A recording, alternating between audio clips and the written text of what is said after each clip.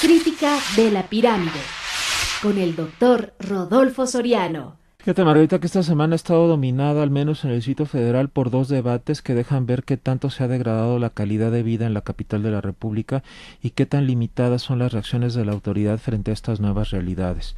El primer tema es el de los parquímetros, que primero se instalaron en la zona rosa, luego en Polanco, y ahora se expanden a Lanzures y amenazan con hacerlo a la Roma. No podré tocar por razones de tiempo el segundo, que es el de las historias fantásticas que nos han contado en fechas recientes acerca de perros mutantes en Iztapalapa.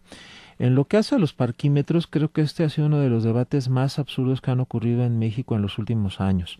Ha sido así sobre todo por la debilidad del gobierno de la capital, debilidad que no logra resolver a pesar de los votos que han logrado en los últimos 15 años los candidatos de los partidos de izquierda y que es reflejo de la corrupción galopante que afecta a las estructuras del gobierno capitalino. Si desconfiamos de los parquímetros, no es porque los parquímetros en sí mismos sean malos. Existen en muchas ciudades del mundo y son un vehículo muy eficaz para regular el acceso a dos bienes limitados, el espacio para estacionarse e indirectamente el espacio para circular en las muy congestionadas calles de la capital. Si Nueva York, por citar el caso más exitoso, ha logrado reducir el uso del automóvil y no padece como el DF los embotellamientos sistemáticos y constantes que padecemos nosotros, ha sido justamente por la manera en que sistemáticamente en los últimos 30 años el gobierno de Nueva York desalienta el uso del automóvil. Para ello, el gobierno de aquella ciudad ejerce a plenitud el control sobre el espacio urbano en todas las formas. No hay bienes, ni franeleros, tampoco hay talleres mecánicos de banqueta. La cantidad de comerciantes ambulantes se mantienen a niveles suficientemente bajos, de modo que nadie se tropieza con ellos en las calles o pasillos. Como en México hay tianguis, allá se les llama a los farmer market, pero no bloquean las calles ni se adueñan de ese espacio. Y lo que permite que las cosas sean así en México no es la cultura. Si algo caracteriza a Nueva York es que a diferencia incluso de otras ciudades de Estados Unidos, no hay una cultura única o dominante. La inmensa mayoría de los taxistas son personas, por ejemplo, que han llegado de América Latina, de África, Pakistán o India, del mismo modo que hace 20 años eran europeos del este o hace 50 años eran italianos o griegos. Lo que hace posible que Nueva York funcione como ciudad moderna es que cuenta con una policía y en general con un gobierno sumamente eficaz y que mantiene a raya los niveles de corrupción. No es que sea un gobierno de ángeles, pues la corrupción todavía existe, pero se ha logrado reducir de modo que no sea la nota dominante. Ello permite, por ejemplo, que Nueva York administre directamente los parquímetros, sin concesiones tramposas a empresas privadas diseñadas más para financiar las actividades de los políticos a cargo de la estructura de gobierno del Distrito Federal, de modo que la ciudad no solo reduce el tráfico, también recauda y reinvierte lo que recauda. Lo que hace imposible que la Ciudad de México funcione es justamente el hecho de que, en primer lugar, durante muchos años, gracias a la corrupción, los parquímetros que existían cuando tú o yo éramos niños cayeron en desuso. Es lo que obliga a que el programa de parquímetros, en lugar de operar a bajo costo en la estructura del gobierno del Distrito Federal, opere con muy elevados costos que favorecen a empresas de dudosa calidad moral, que obtienen contratos muy ventajosos que prácticamente les entregan el espacio público a esas empresas. Es cierto, los viene y los franeleros son una forma brutal e irracional de privatización del espacio público, pero las empresas que en el DF administran los parquímetros no son mejores. De hecho, puede decirse que son peores, que son el reflejo reciclado de la herencia del salinismo, de pensar que todo se puede resolver por medio de privatizaciones tramposas que entregan el espacio público al mejor postor. En este contexto sorprende además el temor con el que el gobierno del DF procede.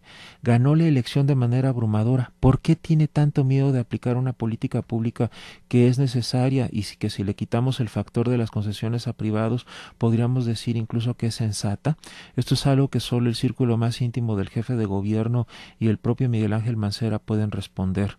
Lo que me queda claro a mí como nativo y habitante de esta ciudad de toda mi vida es que no es un temor que responda a verdaderas convicciones democráticas.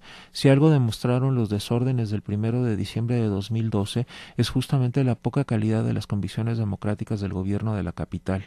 Si se logró evitar hasta el momento de manera parcial que el GDF actuara en modo gorila contra los arrestados arrestados no fue porque el sistema de justicia haya funcionado, al contrario, no era posible que funcionara que el poder legislativo de la capital, la Asamblea del DF, tuvo que entrar al rescate del Ejecutivo, que arrestó personas de manera irresponsable, y del Judicial, del Tribunal Superior de Justicia, que juzgó y tenía lista ya una sentencia de antemano para los arrestados. El temor del DF a aplicar las leyes y reglamentos que genera no solo afecta en estos dos ámbitos de los que ya he hablado. Está el caso de la circulación sobre avenidas Insurgentes, donde cada vez es más frecuente que gente abusiva inaugure vueltas a la izquierda ante la mirada pasiva notoriamente desinteresada de policías que, sin importar si portan o no los distintivos amarillos que supuestamente los hacen ser responsables de la aplicación del reglamento de tránsito, no hacen cosa alguna. Tampoco la hacen las más bien mitológicas cámaras de video de Marcelo Ebrard. Ya vimos el 1 de diciembre de 2012 que esas cámaras no cumplen con su propósito cuando se trata de evitar abusos de una minoría rijosa. Los arrestados del 1 de diciembre la libraron gracias a que muchas personas y empresas privadas entregaron fotos y videos que daban cuenta de lo que realmente ocurrió ese día. Y el desinterés de la policía en otros temas es igualmente patente. Gente escandalosa que cree que todos estamos obligados a compartir sus gustos musicales y que creen que sus gritos en la vía pública son un espectáculo digno de promoción, cuentan en cada policía del DF con un aliado incondicional. Cientos, si no es que miles de motociclistas recorren las calles de la ciudad sin casco, a veces incluso 4 en una motoneta, y no hay policía que considere importante imponerles una multa o impedir que circulen en esas condiciones. Las leyes y reglamentos que se aplican en el DF se pueden contar con los dedos de la mano y sobran dedos. Es el programa Hoy no circula y la suspensión en el servicio del agua. Es todo. Ni siquiera el complemento del Hoy no circula, el programa de verificación vehicular, se aplica de manera cabal. Basta ver el caso de muchos vehículos de transporte público local, sea de pasajeros o de carga, que contaminan al transitar, o de nueva cuenta las motocicletas, para advertir que no toca a todos los vehículos y que, por ejemplo, se desentiende de las plantas de luz, que son tan o más contaminantes que un auto. Tampoco se aplican las leyes federales para, por ejemplo, evitar las leyes de personas, como lo demuestra cualquier recorrido por las calles de la Merced o en Puente de Alvarado, en las inmediaciones del Metro Revolución.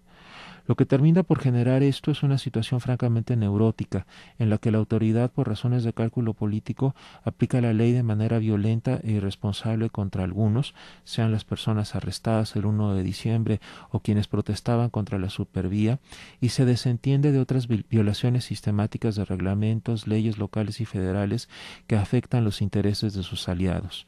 Es por eso que mientras el gobierno del Distrito Federal no actúe contra la estructura de corrupción que lo define, no podrá sacar adelante con facilidad ni políticas públicas sensatas y necesarias como los parquímetros, y de manera creciente tendrá que recurrir a explicaciones francamente absurdas de lo que ocurre en la ciudad, como acusar de terrorismo a personas inocentes mientras deja libres a los culpables, o historias de perros que la imaginación desbordada de sus funcionarios nos entregó como regalo de Reyes.